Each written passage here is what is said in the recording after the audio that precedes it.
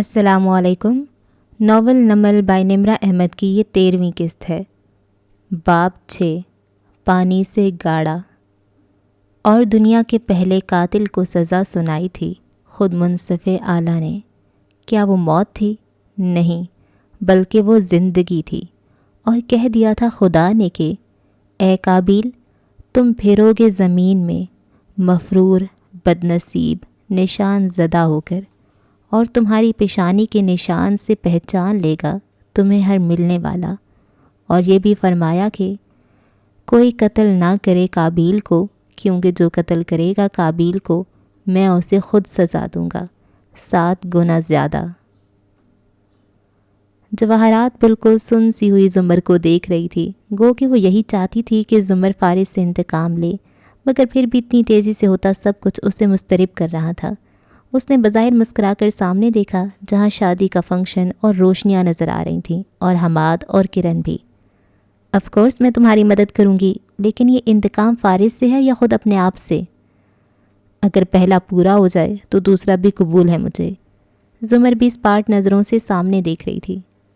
کیا تم اس کا مقدمہ ری اوپن نہیں کر سکتی؟ اگر عدالت اس کو سزا دے تو زیادہ بہتر۔ آپ میری مدد کریں گی یا میں کسی اور کے پاس جاؤں؟ آپ کو یاد ہوگا آپ نے میرے پاس آ کر مجھے پیشکش کی تھی کہ اگر کبھی میرا ارادہ بدلا تو آپ میرے انتقام میں میری مدد کریں گی۔ اس نے سرد اسپاٹ سے انداز میں اسے دیکھا تو جواہرات فوراً مسکرائی، آگے بڑھ کر نرمی سے اس کا ہاتھ دبایا۔ شیور، میں اپنی بات پہ قائم ہوں، یہ سب قدرتی طریقے سے ہوگا۔ وہ بہت جلد تمہارے گھر تمہارا رشتہ لینے آئے گا، بس تمہیں سمر کو یقینی بنانا کہ تمہارے والد انکار نہ کریں۔ تھینکس۔ زمر کا لہجہ ٹھنڈا تھا۔ جواہرات خاموشی سے سامنے دیکھنے لگی، وہ ذہن میں ایک نیا لاہ عمل ترتیب دے رہی تھی۔ فنکشن اب اپنے اختتام کی جانب رواں دواں تھا۔ سعدی حنین کے ساتھ خاموشی سے بیٹھا، گاہے بگاہے دور کھڑی ہلکی آواز میں باتیں کرتی زمر اور جواہرات پہ نظر ڈال لیتا۔ جواہرات نے اسے خود کو دیکھتا پایا تو نزاکت سے مسکرائی۔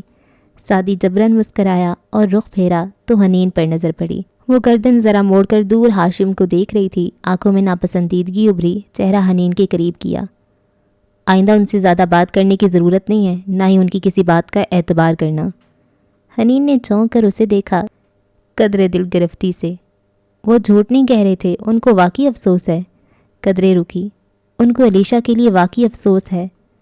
جانے بھی دو حنین۔ وہ بیزار سا پیچھے ہوا، پھر وہاں سے اٹھایا۔ ہال کے کونے میں کھلتے دروازے پہ وہ رکا۔ وہ مردوں کے لیے مختص ریسٹ رومز تھے، اندر شیشے سے ڈھکی دیوار اور سامنے لگے بیسن کی قطار، اس کے آگے باتھ رومز تھے۔ سعدی ایک بیسن کے سامنے آ کھڑا ہوا، نل کھولا، چہرے پہ چھینٹے مارے، نل بند کیا، ساتھ رکھے ٹیشو اٹھائے، ہاتھ صاف کیے، چہرہ اٹھایا تو ٹھٹک کر رکا۔ آئینے میں اپنے عقب میں ہاشم کھڑا نظر آ رہا تھا، دونوں ہاتھ پینٹ کی جیبوں میں ڈالے، فٹڈ کوٹ کا بٹن بند، نرمی سے بغیر مسکراہٹ کے اسے دیکھتا۔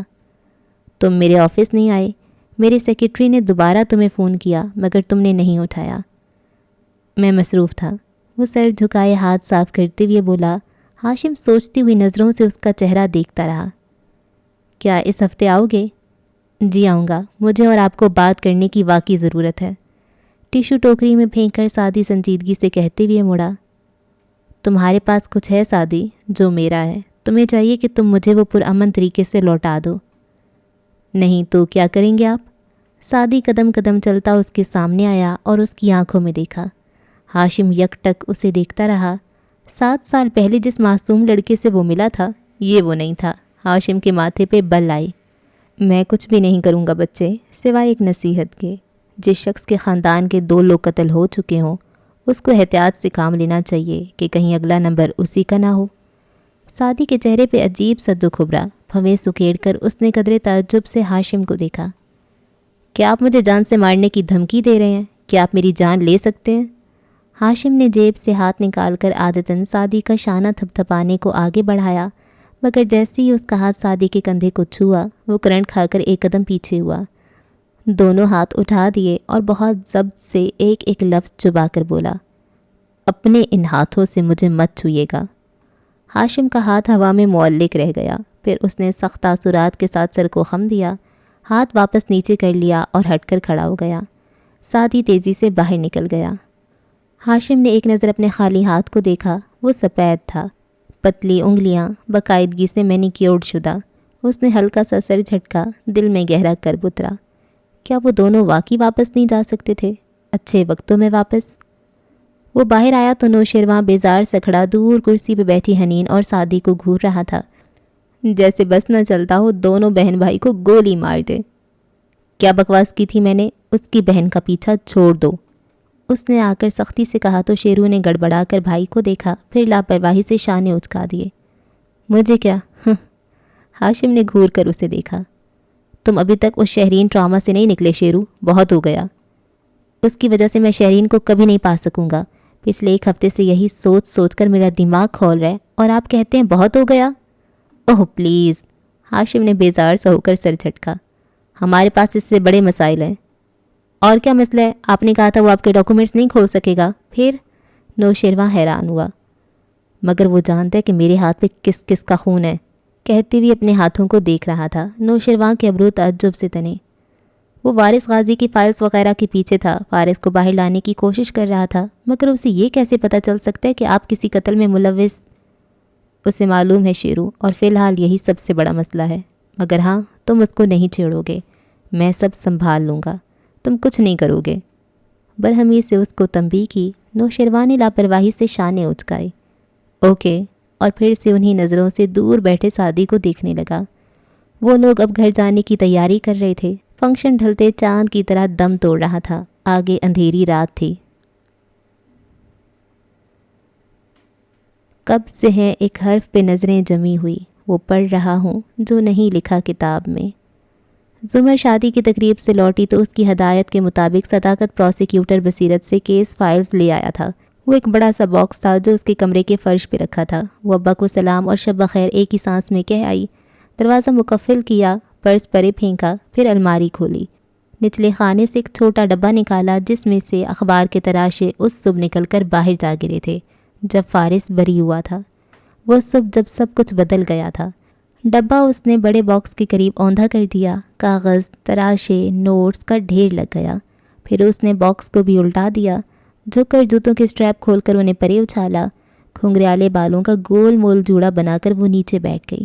جلدی جلدی ان چیزوں کو الٹ پلٹ کرتی وہ کچھ تلاش کر رہی تھی، ابرو بھنچے ہوئے، لب سختی سے پیوست، آنکھوں میں غصہ۔ پھر ڈھیر تلے سے اس نے ایک تصویر نکالی، پھر دوبارہ ہاتھ مارا۔ یہ رہی دوسری تصویر۔ ضبط بھری سانس لی، تصاویر لے کر اٹھی، ننگے پاؤں چلتی دیوار تک گئی جہاں اونچا اور چوڑا سا گرین بورڈ آویزاں تھا۔ زمر نے ایک پین اتاری اور پہلی تصویر وہاں سامنے لگائی، پھر دوسری بھی۔ قدرے پیچھے ہٹ کر تندی سے ان کو دیکھا۔ زرتاشا غازی اور وارث غازی، یہ اس کا بورڈ تھا اور ابھی اسے یہ بھرنا تھا۔ وہ واپس پلٹ آئی، نیچے ڈھیر لگی چیزوں کو اٹھا کر اسٹڈی ٹیبل پہ رکھا، ترتیب سے، سلیقے سے۔ اندر اٹھتا ابال کچھ کم ہوا تھا۔ اسے معلوم تھا اسے کیا کرنا ہے، مگر پہلے حجت تمام کرنی تھی۔ اپنے ضمیر کو مطمئن کرنا تھا کہ ہاں، واقعی ہر راستہ بند ہونے کے بعد میں نے یہ قدم اٹھایا۔ انصاف کے دروازے بند ہوئے تو میں انتقام کی طرف آئی۔ وہ اسپاٹ سنجیدہ چہرے کے ساتھ کرسی پہ بیٹھ گئی، کاغذات کا پلندہ سامنے رکھا، ٹیبل لیمپ آن کیا۔ پہلے صفحے کی پیشانی پہ درج تھا، سرکار بنام فارس غازی۔ زمر کی نگاہیں لفظ لفظ عبور کرتی گئیں۔ کھڑکی کے باہر رات گہری تھی اور ہر گزرتا پل اس کو مزید اندھیر کرتا جا رہا تھا، یہاں تک کہ وہ تاریکی کی انتہا کو پہنچ گئی، اتنی سیاہ کہ جیسے ساری روشنیاں دم توڑ گئی ہوں۔ اور پھر پو پھٹ گئی، صبح کی پہلی کرن نمودار ہوئی، روشنی کو جیسے کوئی روزن مل گیا۔ وہ پھیلتی گئی، قطرہ قطرہ، کرن، اور پھر روشنی بھی خوب تیز ہو کر پرانی ہوتی گئی۔ سفید ٹی شرٹ اور نیلی جینز میں ملبوس سعدی نے جب زمر کے کمرے کا دروازہ کھٹکھٹایا تو سورج سوا نیزے پہ تھا۔ اتوار کی سست صبح آج بھی سست تھی۔ اس کو پچھلے اتوار کی صبح یاد آئی جب زمر اس کے ریسٹوران آئی تھی اور اس سے گردے کے بارے میں سوال کیا تھا۔ وہ اداسی سے مسکرایا، پھر سر جھٹکا، دروازہ 2 بار بجایا، کوئی جواب نہیں۔ سعدی نے آہستہ سے دروازہ دھکیلا تو وہ کھلتا چلا گیا۔ اندر کا منظر واضح ہوا۔ فرش پہ بے شمار کاغذ بکھرے ہوئے تھے، تصاویر، فوٹو سٹیٹس۔ وہ آہستگی سے چلتا اندر آیا، تعجب سے سر اٹھا کر دیوار کو دیکھا۔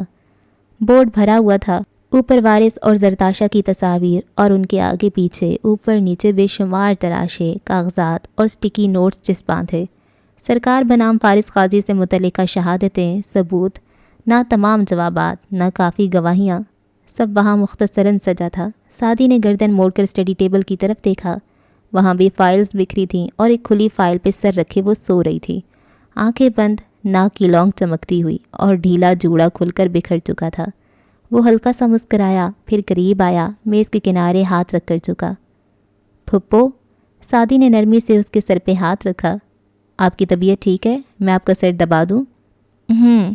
کہہ کر سر اٹھانے لگی تو وہ سیدھا ہو گیا۔ بند آنکھوں سے چہرے سے بال ہٹاتی سیدھی ہو بیٹھی، لٹے کان کے پیچھے اڑسیں، آنکھوں کو پوروں سے مسلا، پھر چہرہ موڑ کر گلابی خوابیدہ آنکھوں سے اسے دیکھا، ہلکا سا مسکرائی۔ تم کب آئے؟ ابھی، مجھے رات کو لگا تھا آپ ٹھیک نہیں ہیں، آپ کچھ پریشان لگ رہی تھیں۔ ذہن کے پردے پہ جواہرات سے بات کرتی زمر ابھری، پھر ایک فکرمند نگاہ بکھرے کاغذوں پہ پڑی۔ آپ کیا کر رہی ہیں زمر؟ اوہ یہ، اس نے ادھر ادھر دیکھا۔ یہ پروسیکیوٹر بصیرت نے بھجوائے ہیں۔ وہ کسل مندی سے اٹھی اور چیزیں سست روی سے سمیٹنے لگی۔ 1.5 سال پہلے میں بھی یہی کر رہا تھا، مگر آپ کو یہاں کچھ بھی نہیں ملے گا۔ تم ٹھیک کہہ رہے ہو، خلاف توقع زمر نے سنجیدگی سے اسے دیکھ کر کہا۔ سعدی ایک دم چپ سا ہو کر اسی کو دیکھنے لگا۔ واقعی یہ کیس مردہ ہے، کوئی بھی چیز یہ ثابت نہیں کرتی کہ فارس گلٹی ہے۔ وہ اب فائل میں صفحے ترتیب سے لگا رہی تھی۔ سوائے آپ کی گواہی کے، مطلب، وہ احتیاط سے ایک ایک لفظ کہہ رہا تھا، مطلب جو آپ نے کورٹ میں کہا، یعنی کہ فائرنگ سے پہلے فارس غازی کے نمبر سے فارس غازی کی آواز میں آپ کو کال کی گئی تھی، اور تم نے، زمر نے پرسکون ٹھنڈی نگاہوں سے اس کا چہرہ دیکھا، اپنے وکیل کے ذریعے کورٹ میں یہ ثابت کر دیا کہ وہ کال جعلی تھی، کوئی سافٹ ویئر یوز کر کے فارس سے مشابہ آواز بنائی گئی تھی۔ جی، کیونکہ وہ جعلی تھی اور اس لیے جج نے ماموں کو رہا کر دیا۔ سعدی، تم ٹھیک کہہ رہے ہو، زمر نے سمجھنے والے انداز میں اس بات میں سر ہلایا۔ ہو سکتا ہے مجھے واقعی سیٹ اپ کیا گیا ہو، وہ سب جھوٹ ہو، میری غلط گواہی کی وجہ سے فارس، نام لینا بھی اذیت ناک تھا، نے 4 سال جیل میں کاٹے۔ یہ کیس مکمل طور پہ پڑھنے کے بعد غیر جانبداری سے مجھے واقعی یہ لگ رہا ہے کہ میں ہی غلط ہوں۔ مجھے نہیں پتا، مگر میرا نہیں خیال کہ اب میرے پاس کوئی وجہ باقی رہ گئی ہے تمہارے ماموں کو مورد الزام ٹھہرانے کی، اس لیے گو کہ میرا دل پوری طرح صاف نہیں ہوا، مگر میں اپنے الزامات سے پیچھے ہٹتی ہوں۔ سنجیدگی سے کہتی وہ اب فٹافٹ کمرے کی چیزیں اپنی جگہ پہ واپس لا رہی تھی۔ اگر میں غلط ہوں اور تم سب ٹھیک ہو، اور شاید ایسا ہی ہو، تو میں ہار مانتی ہوں۔ میں یہ نہیں چاہتا کہ آپ ہار مانیں، اس کو دکھ ہوا تھا۔ گڈ، پھر تو مجھے ایک بات بتاؤ، فارس نے جو مجھے کال کی تھی، جو تمہارے بقول جعلی آواز تھی، واٹ ایور، اس کی ریکارڈنگ تمہیں کہاں سے ملی؟ ریکارڈنگ؟ سعدی کے حلق میں کچھ پھنسا۔ 1.5 سال پہلے تمہارے وکیل نے وہ ریکارڈنگ عدالت میں پیش کی تھی، اور تمہارے ایکسپرٹ گواہ نے یہ ثابت کیا تھا کہ اس آواز کا وائس پرنٹ فارس کی آواز کے وائس پرنٹ سے مختلف ہے، اور اس ریکارڈنگ کا سورس تم لوگوں نے کبھی ظاہر نہیں کیا تھا۔ کیا تم مجھے بتاؤ گے وہ تمہیں کہاں سے ملی؟ اس کی سنجیدہ بھوری آنکھیں سعدی پہ جمی تھیں۔ سعدی نے اس کو دیکھتے ہوئے لب کھولے، پھر بند کیے، ذرا سا سوچا، پھر ٹھہر ٹھہر کر بولا، میں جواب دینے سے انکار کرتا ہوں، اس بنیاد پہ کہ میرا جواب مجھے مرتکب جرم ظاہر کر سکتا ہے۔ قانون شہادت آرٹیکل 15 کے تحت تمہیں یہ استثناء حاصل نہیں ہے، کیونکہ ایسے جواب پہ تمہارے خلاف کارروائی کی جا سکتی ہے۔ چونکہ ہم کورٹ میں نہیں ہیں، اس لیے میں جواب نہ دینے کا حق رکھتا ہوں۔ اوکے، زمر گہری سانس لے کر مسکرائی، سر کو خم دیا اور باہر آ کر صداقت کو چائے کے لیے آواز دی۔ سعدی الجھا ہوا کھڑا رہا، پھر پلٹ کر اسے دیکھا۔ کیا آپ فارس غازی کو بے گناہ کہہ رہی ہیں؟ میں یہ کہہ رہی ہوں کہ میں دوبارہ اس پہ الزام نہیں لگاؤں گی، وہ مطمئن سی کہتی راہداری میں چلتی گئی۔ سعدی نے نظریں موڑ کر بورڈ کو دیکھا جو مختلف کاغذات سے بھرا تھا۔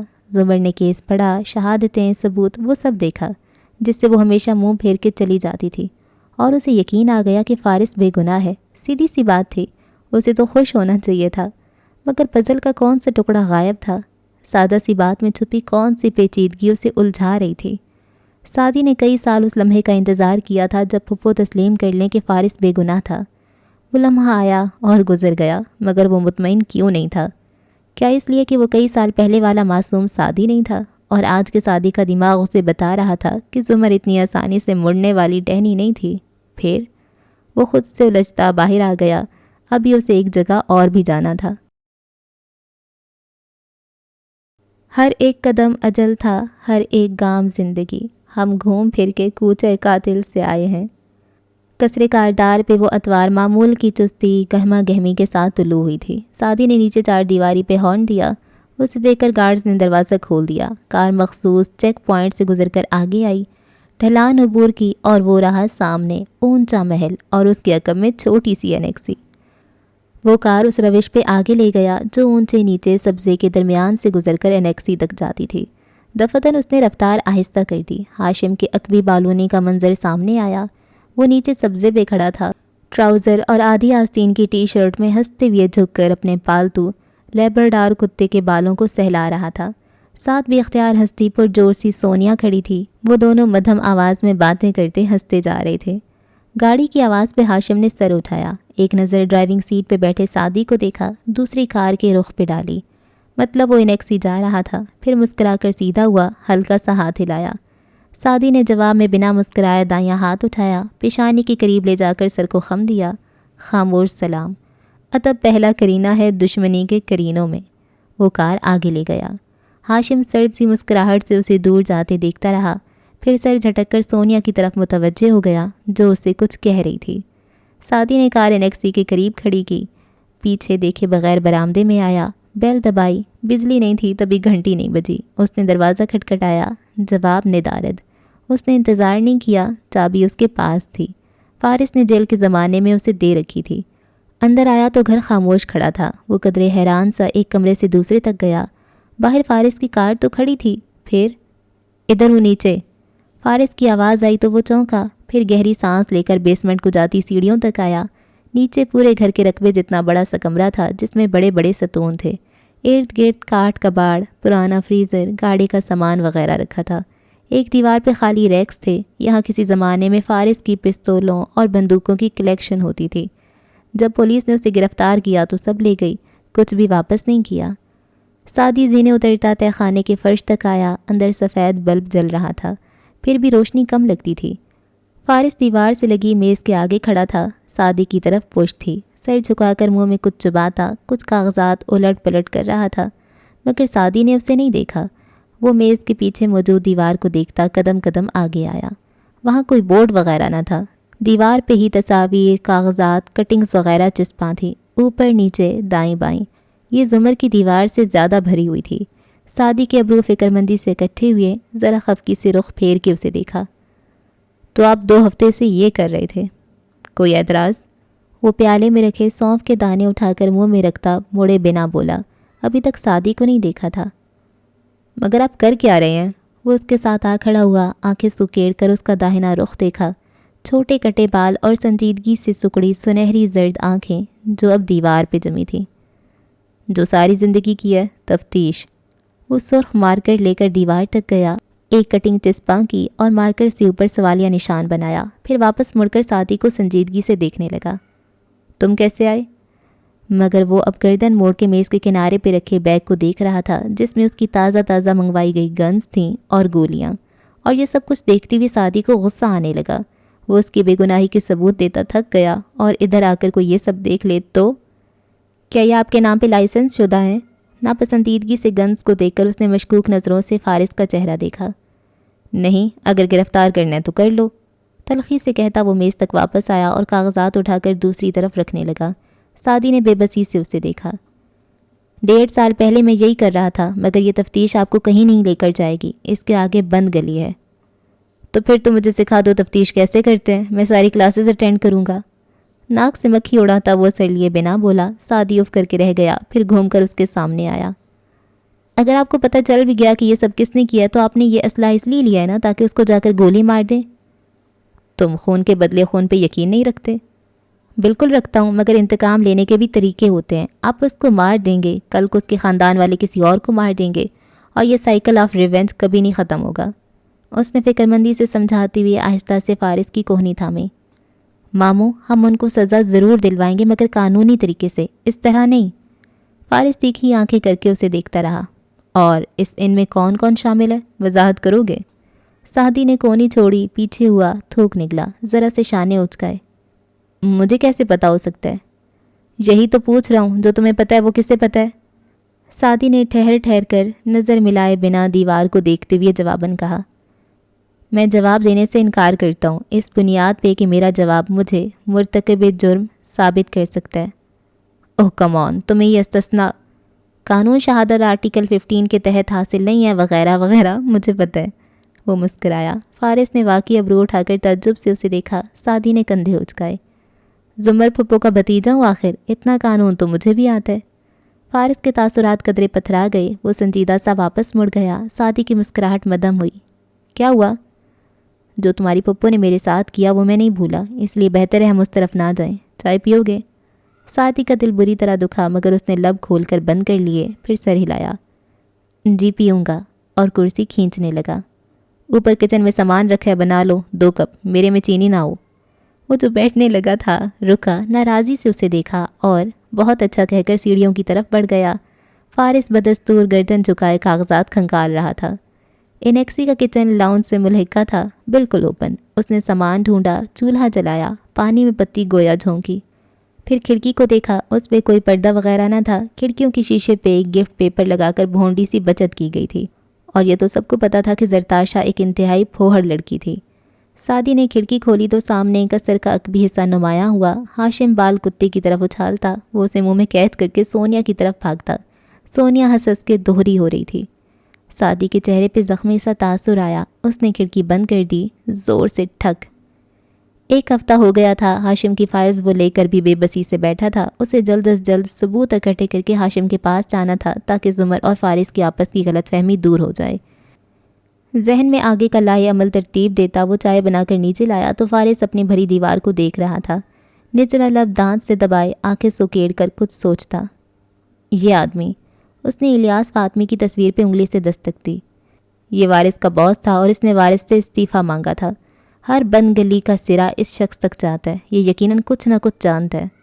اس نے تائیدی نظروں سے سعدی کو دیکھا، اس نے شانے اچکائے اور کپ فارس کی طرف بڑھا دیا۔ فارس نے گھونٹ بھرا، پھر بدمزگی سے اسے دیکھا۔ اس میں چینی ہے۔ اوہ میں بھول گیا، سوری۔ سعدی نے معصومیت سے معذرت کی، کرسی پہ بیٹھا اور اپنے کپ سے گھونٹ گھونٹ بھرنے لگا۔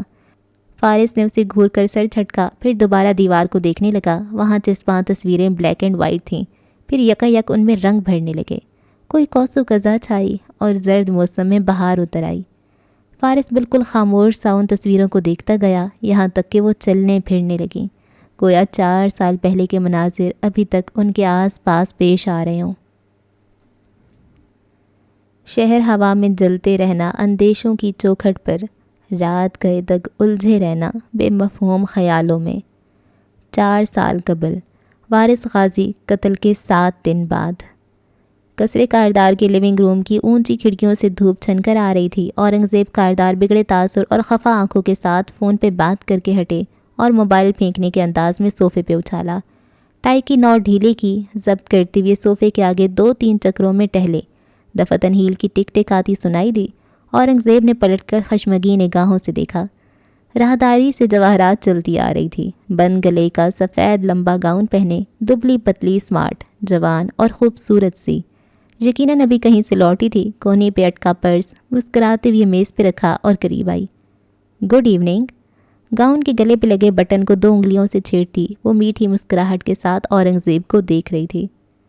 یہ فارس کے بھائی کے قتل کا کیا چکر ہے؟ پولیس میرے گھر کیوں آ رہی ہے؟ وہ سخت نظروں سے اسے دیکھ کر پوچھنے لگے۔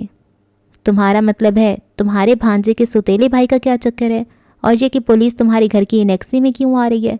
اوہ سوری، وہ تو تم کئی سال پہلے اپنے بھانجے کو دے چکے ہو۔ جواہرات؟ وہ بظاہر تیر سے غرائے مگر اس جارحیت میں مدافعانہ سی جھلک تھی۔ بے فکر رہو، کوئی مسئلہ نہیں ہے۔ کچھ لوگ اس کے بھائی کی خودکشی کو قتل قرار دے رہے ہیں اور اس کا الزام فارس پہ لگا رہے ہیں۔ ٹھیک ہے کہ فارس قتل کے وقت پارٹی میں نہیں تھا، وہ نرمی سے کہتی آگے آئی۔ کارنر میں نصب ایکوریم تک آ رکی، گردن جھکا کر اس میں جھانکا۔ اور ٹھیک ہے وارث کا موبائل فارس کی کار سے ملا ہے۔ 2 انگلیوں سے ایکوریم کا شیشہ بجایا، مچھلیوں میں ہلچل سی مچی۔ جواہرات مسکرائی۔ اور ہاں، وہ رسی جس سے وارث کے ہاتھ پیر باندھے گئے وہ بھی اسی کے پاس سے ملی ہے، اور وہ تھا بھی فارس کا سوتیلا بھائی مگر۔ سیدھی ہوئی، سٹینڈ میں رکھے جار سے خوراک کی مٹھی بھری اور پانی کے اوپر کھول دی۔ سارے دانے پانی میں گر گئے۔ مگر اس سب سے کیا فرق پڑتا ہے؟ تمہارے بھانجے کو گنز جمع کرنے کا شوق ہے، استعمال کرنے کا تھوڑی ہے۔ یقیناً یہ خودکشی ہوگی، نہ کہ قتل۔ وہ دانہ ڈال کر ہاتھ ٹیشو سے صاف کرتی چمکتی آنکھوں سے مسکراتی ان کے سامنے آئی۔ ہے نا؟ اور غصے سے کھولتے اورنگزیب اس سے پہلے کہ مزید کچھ کہتے وہ ان کو وہیں چھوڑ کر آگے بڑھ گئی۔ تیز تیز چلتی وہ راہداری میں آگے آئی تو مسکراہٹ اضطراب میں بدل گئی۔ کنٹرول روم کے دروازے کو کھولا تو اندر موجود خاور اور ہاشم دونوں چونکے۔ وہ دروازہ بند کر کے ہاشم کے سامنے آ کھڑی ہوئی اور سلگتی نظروں سے اسے گھورا۔ تمہارے باپ کی کیمپین ڈسٹرب ہو رہی ہے اس سب سے، اور وہ خوش نہیں ہے۔ دیکھ چکا ہوں۔ ہاشم نے بیزاری سے دیوار پہ نصب اسکرینز میں سے ایک کی جانب اشارہ کیا جہاں لاؤنج کی CCTV کیمرہ کی فوٹیج چل رہی تھی، بنا آواز کے ویڈیو۔ باقی اسکرینز پہ دوسرے مناظر تھے۔ لاؤنج کے علاوہ گیٹ، لان، بیرونی برآمدہ جیسے چند مقامات پہ ہی کیمرے نصب تھے۔ میں نہیں چاہتی کہ وہ فارس کے ساتھ کھڑا ہو جائے، اس لیے جو کرنا ہے جلدی کرو۔ ہاشم سنبھال لے گا، آپ کیوں فکر کرتی ہیں؟ وہ مضطرب سے یہ کہہ کر آگے آیا اور خاور کی کرسی کے ساتھ جھک کر لیپ ٹاپ کو دیکھنے لگا جس پہ خاور ٹھک ٹھک کام کیے جا رہا تھا۔ آج تم سعدیہ اور فارس کے ساتھ پروسیکیوٹر کے پاس گئے تھے، کیا کہا اس نے؟ اسے فارس کی بے گناہی کا یقین ہے کیونکہ فارس کے پاس قتل کی وجہ نہیں ہے۔ تو تمہیں ہاشم اسے قتل کروانے سے پہلے وجہ ڈھونڈ کر فارس پہ یہ سب پلانٹ کرنا چاہیے تھا۔ جواہرات غرائی تھی، وہ تیش سے اس کی طرف مڑا۔ میں کارپوریٹ لائر ہوں، کرائے کا قاتل نہیں، اور میں نے کچھ بھی پلاننگ سے نہیں کیا تھا۔ آپ کو معلوم ہے یہ ایک غلطی تھی اور مجھے اس کو فکس کرنا ہے۔ رک کر اس نے غصے سے ماں کو دیکھتی ہوئے ایک دو سانسیں لیں۔ اور یہ سب اتنے آرام سے فکس نہیں ہوگا، صرف فارس نہیں، خاور بھی قتل کے وقت پارٹی میں نہیں تھا۔ اسی پل دروازہ رسمی سی دستک کے ساتھ کھلا۔ ہاشم اور جواہرات کرنٹ کھا کر اس طرف گھومے۔ خاور بھی بے اختیار کرسی سے اٹھ کھڑا ہوا۔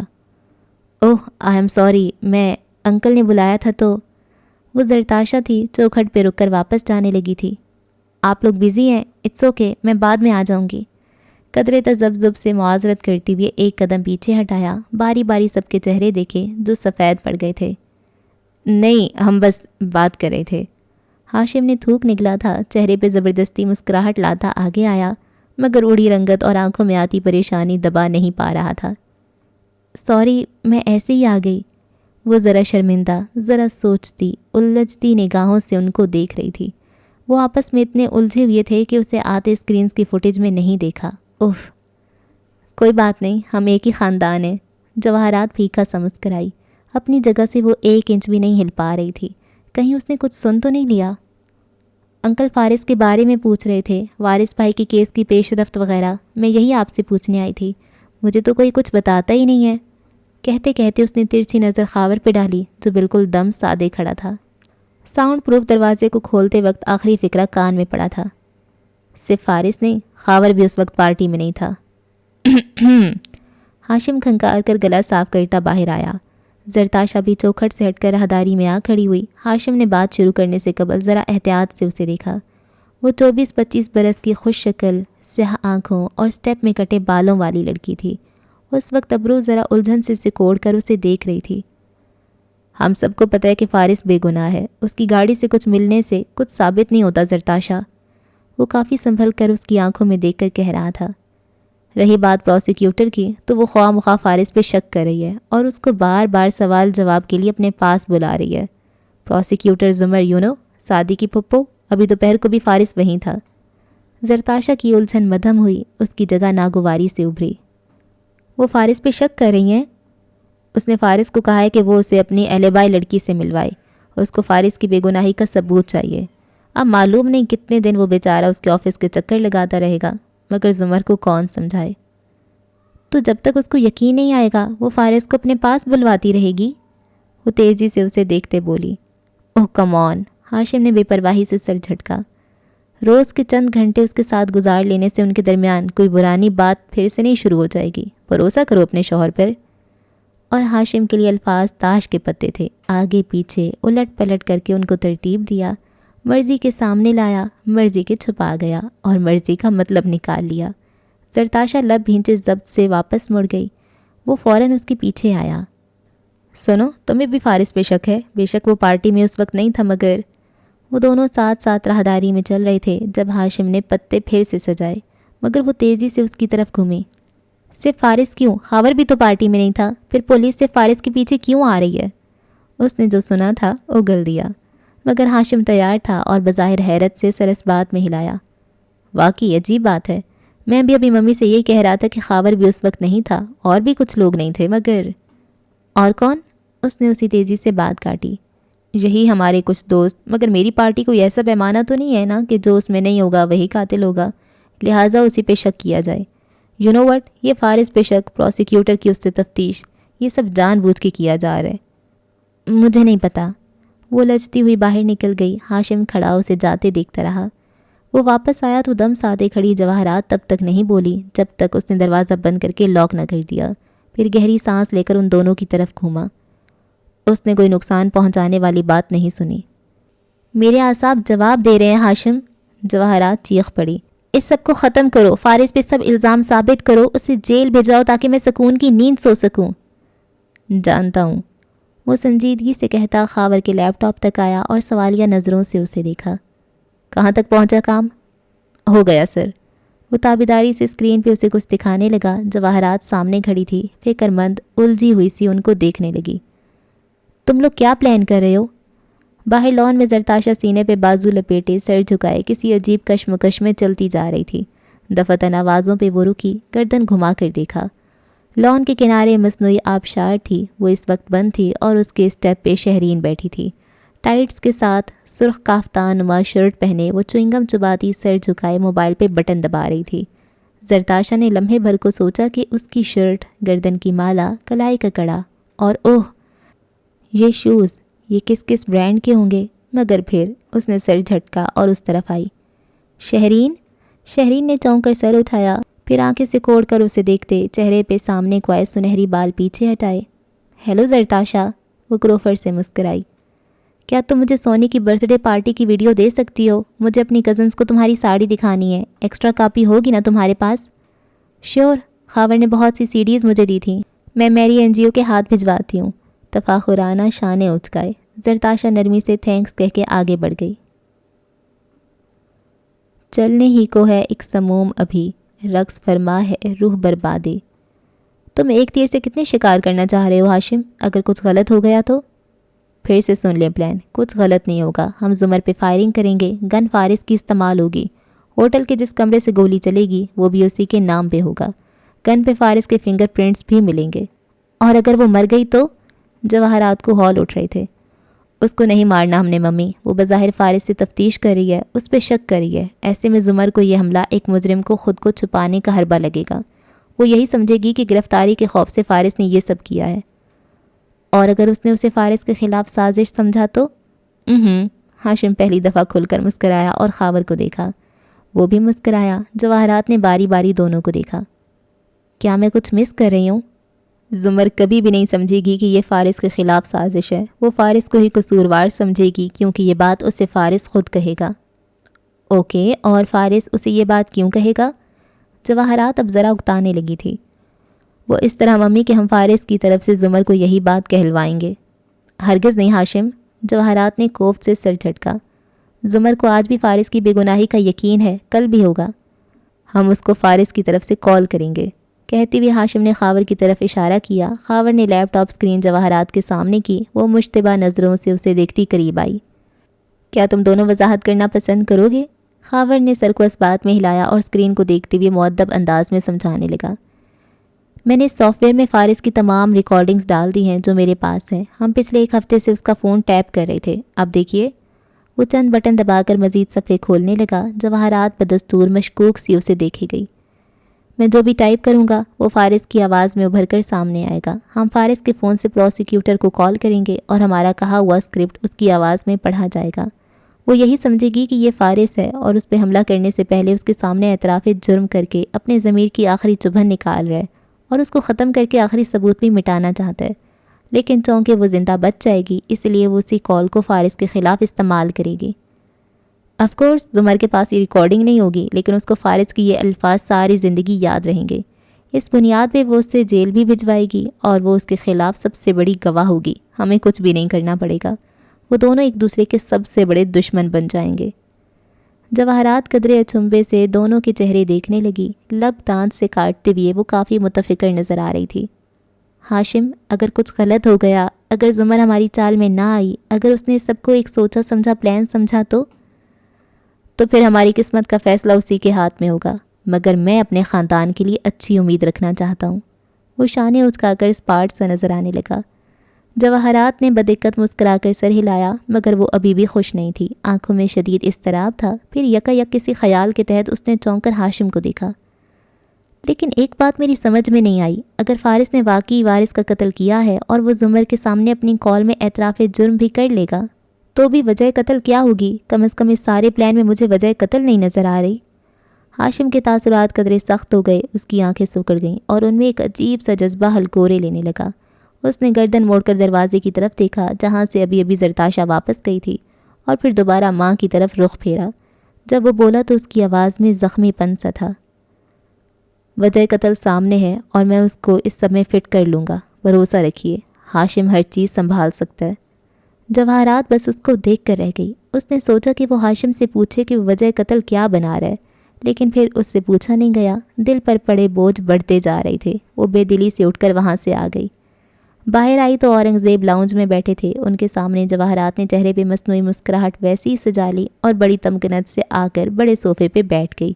ٹانگ پہ ٹانگ رکھی، بازو صوفے کے ہتھے پہ جمایا اور مسکرا کر انہیں دیکھنے لگی۔ ان کے تنے تاثرات مزید تن گئے۔ قدرے مدافعانہ سی جارحیت سے وہ اس کو دیکھ کر بولے، ہاشم سے کہو جلد از جلد یہ معاملہ ختم کرے، میں اس وقت اس طرح کا کوئی سکینڈل افورڈ نہیں کر سکتا۔ جواہرات نے مسکرا کر اس بات میں سر کو خم دیا، کم از کم اس معاملے میں وہ دونوں متفق تھے۔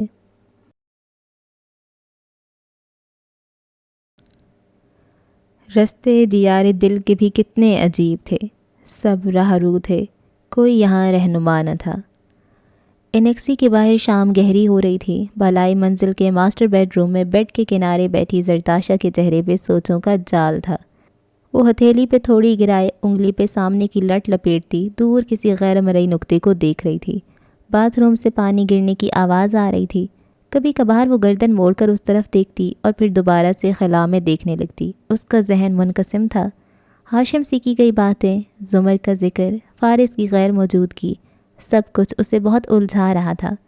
اگر خاور کا پارٹی میں موجود نہ ہونا اتنا اہم نہیں تھا تو پھر ہاشم نے بطور خاص اس بات کا ذکر کیوں کیا؟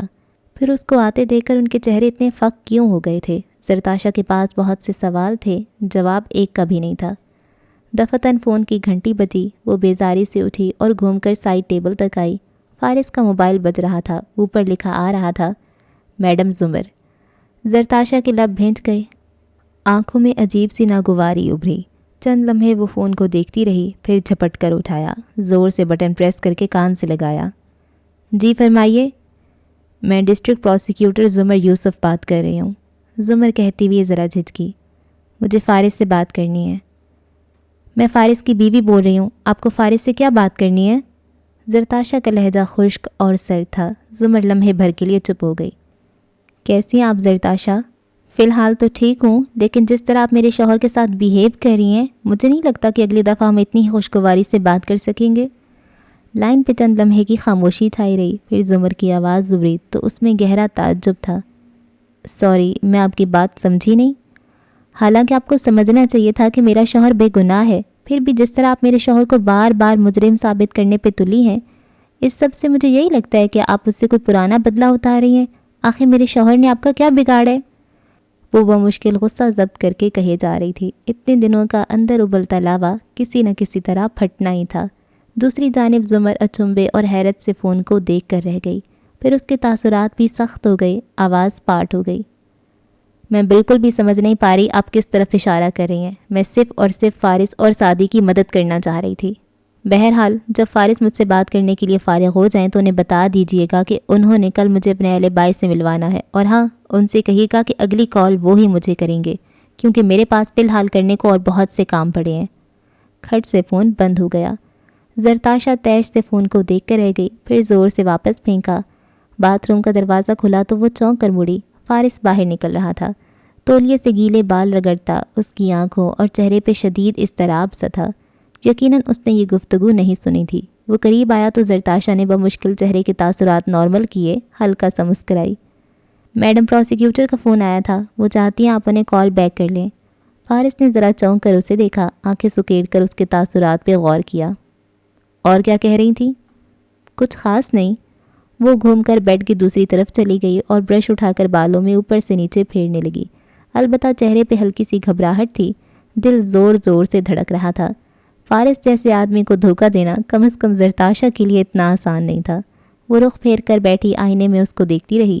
فارس اب فون ملا کے اسے کان سے لگا رہا تھا، پھر پلٹ کر وہ کمرے سے ملحقہ بالکنی میں جا کھڑا ہوا۔ زرتاشا کی سماعتیں وہیں لگی تھیں، بالوں میں ہیئر برش پھیرتا ہاتھ رک گیا۔ جی السلام علیکم میڈم، کیسی ہیں آپ کا فون آیا تھا۔ اسے فارس کی آواز سنائی دے رہی تھی۔ وہ ہیئر برش رکھ کر دبے قدموں اٹھی اور چوکھٹ میں جا کھڑی ہوئی۔ فارس کی اس کی طرف پشت تھی، سامنے لان نظر آتا تھا اور اس کے پار ہاشم کے کمرے کی بالکنی۔ ہاشم کا کمرہ ہمیشہ ہی اونچائی پہ ہوتا تھا اور ان کا کمرہ نشیب میں۔ یہ فرق زرتاشا کو آج پہلے سے زیادہ محسوس ہوا تھا۔ جی شیور میم، میں کل آپ کو اس سے ملوا دوں گا، ٹائم اور جگہ میں آپ کو ٹیکسٹ کر دیتا ہوں۔ اوکے۔ فارس شاید کچھ اور بھی کہنا چاہتا تھا، مگر دوسری جانب سے غالباً خشک لہجے میں کی گئی بات کاٹ دی گئی تھی۔ تبھی وہ خاموش ہو گیا اور فون بند کر دیا۔ جب وہ پلٹا تو زرتاشا کو وہیں کھڑا پایا۔ کیا کہہ رہی تھی؟ اس نے بظاہر انجان سی بن کر پوچھا۔ دل البتہ زور زور سے دھڑک رہا تھا۔ فارس فون بند کرتا آگے آیا، ذرا سے کندھے اچکائے، خود بھی کچھ الجھا ہوا سا تھا۔ کل مجھے انہیں اپنے اہل بائی سے ملوانا ہے، اس کا بتا رہا تھا۔ پھر خاموش ہو گیا، جیسے اسے بھی زمر کے خشک جواب پہ پہلے سے زیادہ حیرت ہوئی تھی، یا پھر شاید اسے برا لگا تھا۔ کیا واقعی زمر اس کو مجرم سمجھ رہی تھی؟ کیا آپ کو یہ لگتا ہے کہ ڈی آپ کو مجرم سمجھتی ہیں؟ زرتاشا ذرا کی ذرا احتیاط سے اس کا چہرہ دیکھتی قریب آئی۔ وہ جو بیڈ کے کنارے بیٹھ گیا تھا، چونک کر سر اٹھا کر اسے دیکھا۔ چہرے کے تاثرات ذرا نرم پڑے۔ آخر وہ اس کی بیوی تھی، اس کی سوچ پڑ سکتی تھی۔ اس نے مبہم سا اس بات میں سر ہلایا۔ شاید۔ زرتاشا کو ذرا تقویت ملی، گردن اٹھا کر پہلے سے زیادہ اعتماد سے وہ قریب آئی، اس کے کندھے پہ نرمی سے ہاتھ رکھا۔ زمر جو بھی کہے، میں جانتی ہوں آپ نے کچھ نہیں کیا، اور میں جانتی ہوں کہ آپ مجرم نہیں ہیں۔ یقیناً اس میں کوئی آپ کو پھنسا ہے۔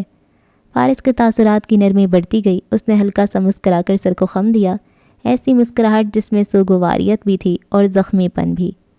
تھینک یو زرتاشا، تمہاری سپورٹ میرے لیے بہت معنی رکھتی ہے۔ وہ بھی جواباً مسکرا دی، البتہ وہ پہلے سے زیادہ مضطرب تھی۔ اس کو کیا چیز تنگ کر رہی تھی؟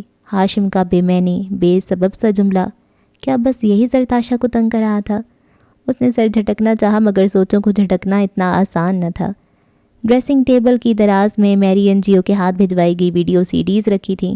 چونکہ شہری نے بھجوائی تھیں، اس لیے خاور کو پتہ نہیں چل سکا، اور نہ ہی ہاشم کو۔ اس نے سوچا وہ کل اسے دیکھے گی۔ ہاں کل۔ لمحوں سے اب معاملہ کیا ہوا، دل پہ اب کچھ گزر رہا بھی نہیں۔ جس وقت زمر نے فارس کا فون بند کیا، وہ گھر میں داخل ہو رہی تھی۔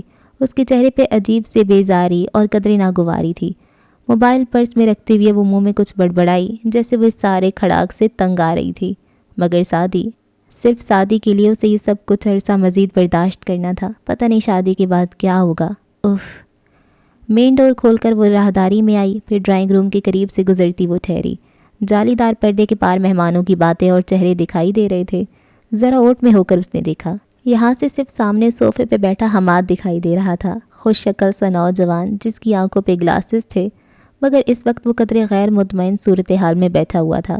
باقی اس کی والدہ کا چہرہ تو یہاں سے دکھائی نہیں دے رہا تھا، مگر ان کی آواز وہ بہرحال سن سکتی تھی۔ وہ بڑے ابا سے کہہ رہی تھیں، ہمیں بخوبی احساس ہے آپ کے خاندان کی بہت قریبی وفات ہوئی ہے، لیکن آپ بھی خیال کیجئے کہ ہمارے کارڈز بٹ چکے ہیں، ہمارے سارے مہمان آ چکے ہیں، کتنے ہی لوگوں نے باہر سے آنا تھا، وہ چھٹی لے کر آئے ہیں، وہ اس سے زیادہ ٹھہر بھی نہیں سکتے، ایسے میں ہم بھی مجبور ہیں۔ میں بالکل سمجھ سکتا ہوں آپ کی ساری بات، میں آپ کو شادی آگے کرنے کا کہہ بھی نہیں رہا، شادی اسی دن ہوگی جو کارڈز پہ لکھا ہے۔ میں صرف اتنا کہہ رہا ہوں کہ ہم اس شادی کو قدرے سادگی سے بھی کر سکتے ہیں، بجائے بے حد دھوم دھام کے۔ ہمارا ایک ہی بیٹا ہے، کیا ہمیں کوئی حق نہیں ہے کہ ہم اپنے تمام ارمان اس پہ پورے کر سکیں؟ آپ جانتے ہیں کہ وہ 3 بہنوں کا اکلوتا بھائی ہے، اس میں سب کی خوشی شامل ہے۔ وہ سب ٹھیک ہے، آپ ولیمے پر اپنے تمام ارمان پورے کر لیجئے گا، لیکن صرف اپنی طرف کے فنکشنز ہم سادگی سے سر انجام دینا چاہتے ہیں۔ یہ ڈیتھ ہمارے خاندان کے لیے ایک بہت بڑا دھچکا تھی۔ میں نہیں چاہتا ہمارے کسی بھی عمل سے میری بہو اور میرے پوتے اپسیٹ ہوں۔ بڑے ابا بہت متانت اور باروب لہجے میں ان کو اپنا مدعا سمجھانے کی کوشش کر رہے تھے۔ یہ کوئی لا حاصل سی بحث تھی جو زمر کو مزید بیزار کر رہی تھی۔ دفتن بے حد تکلف میں بیٹھے حماد کی نظر اس پہ پڑی تو وہ بدقت مسکرایا۔ زمر بھی اتنی ہی دقت سے مسکرائی، سر کو خم دیا اور پلٹ کر اندر چلی گئی۔ حماد سے بس اس کا اتنا ہی تعلق تھا۔ بظاہر رہی پسندیدگی کی بات تو اپنے جیسی بہت سی لڑکیوں کی طرح منگنی، نکاح، شادی جیسے لائسنس کے بعد اس کو پسندیدگی کا اختیار تو مل ہی چکا تھا۔ اچھا تھا، وہ اس کو پسند بھی تھا اور شادی کے حوالے سے امیدیں بھی بہت تھیں، لیکن وارث غازی قتل، یہ ایک واقعہ ہر چیز بدل رہا تھا۔ کمرے میں آ کر اس نے موبائل کھولا، فارس کی ابھی اٹینڈ کی ہوئی کال کا ریکارڈ دیکھا۔ زرتاشا کی باتیں ذہن میں دوبارہ سے گونجیں، چہرے پہ آئی ہوئی تلخی مزید بڑھ گئی۔ بے دلی سے اس نے فون پرے رکھ دیا، تبھی وہ دوبارہ سے بجا۔ زمر نے کال اٹھا لی، یہ آفس سے تھی۔ اچھا، ٹھیک ہے، میں سمجھ گئی۔ مجھے معلوم ہے کہ وارث غازی کا باس اس طرح اپنی کلاسیفائڈ فائلز نہیں دے گا۔ کل پیشی کی تیاری کرو، ہم کورٹ سے آرڈر لیں گے ان کی فائلز کو کھلوانے کے لیے۔ آخر ہم نے ان کو بھی تو شامل تفتیش رکھنا ہے۔ اگر فارس غازی ٹھیک کہہ رہا ہے کہ اس مرڈر کا تعلق اس کیس سے ہے جس کی تفتیش مقتول کر رہا تھا، تو ہمیں کورٹ سے آرڈر لینا لازمی ہے، سمجھ گئے؟ اوکے۔ فون بند کر کے زمر نے پہلے سے زیادہ بے دلی سے اسے بیڈ پہ پھینکا اور کن پٹی دونوں انگلیوں سے مسلتی سر ہاتھوں میں گرا کر وہیں بیٹھ گئی۔ یہ اور بات ہے کہ بازی اسی کے ہاتھ رہی، وگرنہ فرق تو لے دے کے ایک چال کا تھا۔ وہ صبح پہلے سے زیادہ تعفن زدہ تھی، حبس، گھٹن اور فضا میں چھائی عجیب سی سرانڈ، ایسے جیسے دور کہیں زیر زمین کوئی چیز جل رہی ہو، بھن رہی ہو، کوئی نادیدہ شے۔ آفس سے نکلتے ہوئے زمر نے کار کی طرف جاتے ہوئے موبائل دیکھا۔ فارس نے صبح سے ہوٹل کا نام SMS کر دیا تھا، ساتھ ہی کال کر کے تاکید بھی کر دی تھی۔ یہ وہ جگہ تھی جہاں اسے فارس کی اہل بائے سے ملنا تھا۔ وقت قریب تھا، دوبارہ سے ہوٹل کا نام ذہن نشین کرنے کے لیے اس نے میسج کھولا ہی تھا کہ موبائل بجا۔ فارس کا نمبر آ رہا تھا۔ اس نے کار کا دروازہ کھولتے ہوئے فون کان سے لگایا۔ میں فارس نکلنے والی، چینج آف پلان، ہوٹل نہیں، اس کے سامنے ریسٹوران ہے، وہاں آ جائیے زمر، میں تفصیلات SMS کر رہا ہوں۔ اور فون بند۔ زمر کے ابرو تعجب میں بھنچے۔ وہ فارس ہی تھا مگر اس کا انداز کچھ عجیب سا تھا، مختلف سا۔ ایسا نہیں تھا کہ اس نے کبھی اس طرح دو ٹوک بات نہیں کی تھی، مگر ایسا بھی نہیں تھا کہ زمر کی بات سنے بغیر فون کاٹ دیا ہو۔ اسے کچھ ناگوار گزرا۔ شاید کل اس کی خشک اور مختصراً اندازی گفتگو کی وجہ سے اس نے اس طرح بات کی ہو۔ خیر، سر جھٹک کر اس نے کار سٹارٹ کی اور میرر میں اپنا چہرہ دیکھا۔ پوری آنکھوں میں سنجیدگی تھی اور ناک کی لونگ چمک رہی تھی۔ گھنگریالے بال جوڑے میں بندھے تھے۔ وہ ہر روز کی طرح آج بھی تازہ دم نظر آ رہی تھی۔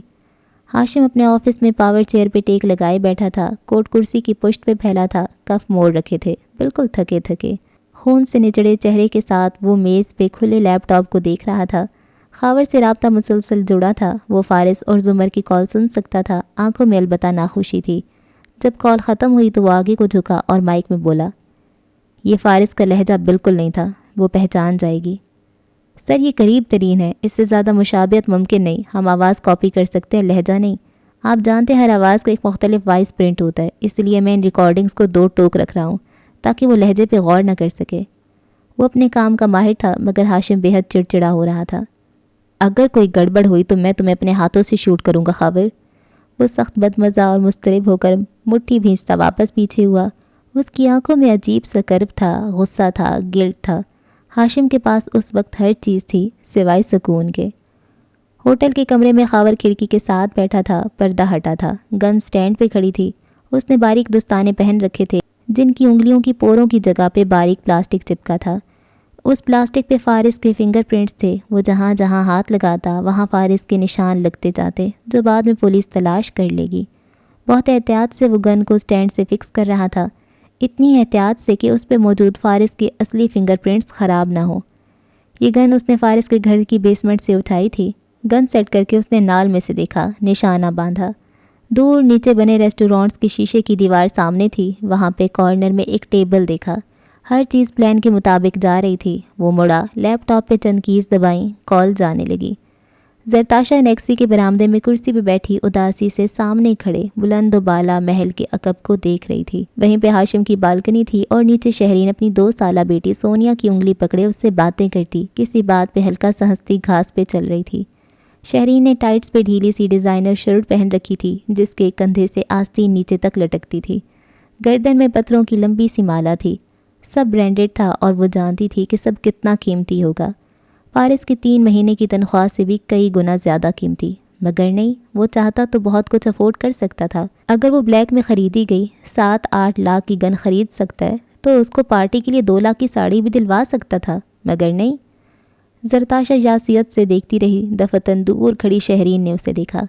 سورج کی روشنی کے باعث ماتھے پہ ہاتھ کا چھجا بنا کر آنکھیں سکیڑ کر دیکھا، پھر ہاتھ ہلایا، مسکرا کر تفاخر سے، تمسخر سے۔ زرتاشا پھیکا سا مسکرائی اور ہاتھ ہلایا۔ شہرین آگے بڑھ گئی۔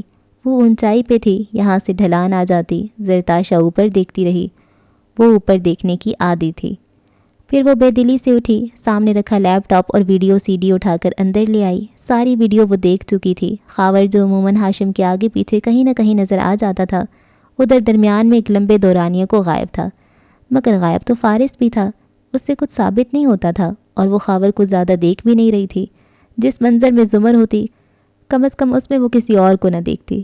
تبھی موبائل بجا۔ اس نے دیکھا غیر شناسا نمبر تھا۔ برے دل سے اٹھایا۔ جی، میں ایک ریسٹورانٹ کا ایڈریس SMS کر رہا ہوں جہاں پر اس وقت آپ کے شوہر ڈسٹرکٹ پروسیکیوٹر زمر صاحبہ کے ساتھ لنچ کر رہے ہیں۔ اگر آپ کو یقین نہیں آتا تو خدا کر دیکھ لیں۔ غیر شناسا آواز میں کہہ کر فون بند کر دیا گیا۔ وہ ہیں کرتی رہ گئی۔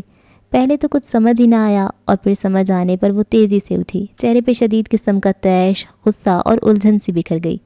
فارس نے اس سے ملنا ہی تھا، یہ تو وہ جانتی ہی تھی، لیکن کسی ریسٹورانٹ میں لنچ، یہ 2 الفاظ اس کو بری طرح کھپ گئے تھے۔ اور وہ زرتاشا تھی، اسے حقیقت جاننی تھی۔ اس کو اپنے دل میں موجود شک کے کیڑے کو نکالنے کے لیے کچھ تو کرنا تھا۔ اس نے موبائل اٹھایا اور فارس کو کال ملائی۔ 1 گھنٹی بجی، پھر دوسری۔ اس نے فون اٹھا لیا۔ ہاں زرتاشا بولو، آپ کدھر ہیں؟ قدرے ہچکچاہٹ سے اس نے پوچھا۔ ساتھ میں اسے خود پہ افسوس ہونے لگا، وہ کیسے کسی اجنبی کی کال پہ اعتبار کر سکتی تھی۔ میں کام سے آیا ہوا ہوں باہر، کوئی کام ہے؟ نہیں، بس میں آپ کا پتہ کرنا چاہ رہی تھی۔ آج آپ نے پروسیکیوٹر سے ملوانا تھا اس لڑکی کو، وہ سب ہو گیا خیر سے؟ ہاں، مگر میڈم ابھی تک نہیں آئی۔ میں اور حنین علیشہ کے کمرے میں ان کا انتظار کر رہے ہیں۔ ہوٹل میں؟ یعنی کہ اس کی بات ختم بھی نہیں ہوئی تھی کہ فارس نے بائے کہہ کر فون بند کر دیا۔ وہ ایک دم کلس کر رہ گئی، پھر موبائل رکھ کر ایک نئے ارادے سے اٹھی۔ ہوٹل کے کمرے میں خاور تیار بیٹھا تھا۔ اس کی نظریں گھڑی کی سوئیوں پہ تھیں۔ اپنے ٹارگٹ کے انتظار میں وہ لمحے گن رہا تھا۔ لیپ ٹاپ پہ ہاشم سے رابطہ فی الحال خاموش تھا۔ یہ نہیں تھا کہ ہاشم دوسری جانب موجود نہیں تھا، ہاشم بس چپ تھا، بالکل چپ۔ وہ دونوں منتظر تھے کسی کی زندگی کی تحریر لکھنے کے لیے۔ خاور کے ہوٹل کے کمرے سے ملحقہ کمرے میں علیشہ قدرے مضطرب سی کرسی پہ بیٹھی تھی۔ وہ وقفے وقفے سے سامنے خاموش بیٹھی حنین اور مقابل مضطرب سے ٹہلتے فارس کو دیکھتی۔ اس کے اپنے چہرے پہ بھی تفکر چھایا تھا۔ میں عدالت نہیں جاؤں گی، میں خود کو کسی خطرے میں نہیں ڈالنا چاہتی۔ اس نے انگلیاں مروڑتی ہوئے بات کا آغاز کیا۔ فارس نے رک کر جیسے بہت ضبط سے اسے دیکھا۔ کم از کم ابھی کے لیے تمہیں پروسیکیوٹر کے سامنے میری البائی مضبوط کرنی ہے، کیونکہ یہ سچ ہے، میں قتل کے وقت ادھر ہی تھا۔ لیکن میں عدالت نہیں جاؤں گی۔ وہ بعد کی بات ہے۔ مگر علیشہ بے چین ہو رہی تھی۔ حنین بھی تو تھی اس رات ہمارے ساتھ، کیا صرف حنین گواہی نہیں دے سکتی؟ اسے کوئی چیز بہت زیادہ پریشان کر رہی تھی۔ میں 16 سال کی لڑکی ہوں، ان کی رشتہ دار ہوں، میں کریڈیبل گواہ نہیں ہوں۔ حنین نے پہلی دفعہ گفتگو میں مداخلت کی اور وہ بھی کافی اعتماد سے۔ فارس اور علیشہ دونوں نے اسے دیکھا۔ حنین نے شانے اچکائے۔ Ally McBeal, the Good Wife, Boston Legal وغیرہ دیکھ کر اتنا تو پتہ چل ہی جاتا ہے۔ وہ سب ٹھیک ہے، لیکن میں کہوں گی کیا؟ مجھے سب کچھ بہت عجیب سا لگ رہا ہے، کہیں میں تو کسی مسئلے میں نہیں پڑوں گی؟ علیشہ اب بھی ہچکچا رہی تھی۔ کیونکہ اگر میں کسی مسئلے میں پڑی تو میں آپ کو ابھی سے بتا رہی ہوں، میں سب سے نکل جاؤں گی۔ کم از کم آج کے لیے تم اس سب سے کہیں نہیں نکل رہی۔ فارس نے کافی سختی سے اس کا چہرہ دیکھ کر کہا، جہاں ایک رنگ آ رہا تھا ایک جا رہا تھا۔ پھر گہری سانس لی، سامنے صوفے پہ آ کر بیٹھا اور سمجھانے والے مگر 2 ٹوک انداز میں بولا، یہ نیٹ جیو والی کہانی پروسیکیوٹر کو مت سنانا، تم بس ایک ٹورسٹ کے طور پہ یہاں آئی ہو اپنی دوست سے ملنے، بات ختم، سمجھ آئی؟ علیشہ کے چہرے پہ ندامت سی پھیل گئی مگر اس نے سر ہلا دیا۔ اوکے۔ فارس بے چینی سے اٹھ کر آگے پیچھے ٹہلنے لگا، پھر گھڑی دیکھی۔ حنین نے اس کی کیفیت دیکھ کر کہا، آپ پپو کو کال کر لیں۔ فارس نے سر ہلا کر فون نکالا، کال ملا کر کان سے لگایا، گھنٹی جانے لگی۔ ملحقہ کمرے میں موجود خاور کے لیپ ٹاپ پہ سگنل آنے لگا۔ فارس کے نمبر سے کال جا رہی تھی۔ اس نے چند کیز دبائیں۔ کال کا رستہ کاٹا اور فارس کو فون بند ہونے کا پیغام ملنے لگا۔ اس نے سر جھٹک کر موبائل جیب میں ڈال لیا۔ یقیناً وہ آ رہی ہوں گی۔ ہنی نے خاموشی سے سر کو خم دیا۔ وہ اس کارروائی میں فارس کا ساتھ ضرور دے رہی تھی، البتہ وہ خوش نہیں تھی۔ اسے زمر کا فارس کے اوپر شک کرنا، علیشہ کا اس سارے معاملے میں گھسیٹا جانا، سعدی کی بے چینی، ہر چیز ناخوش کر رہی تھی۔ کتنا ہی اچھا ہوتا اگر زمر صرف اس کی بات کا اعتبار کر لیتی، مگر اس نے صاف بے رخی سے کہہ دیا تھا کہ وہ اس کیس میں کسی کے رشتہ دار نہیں ہے۔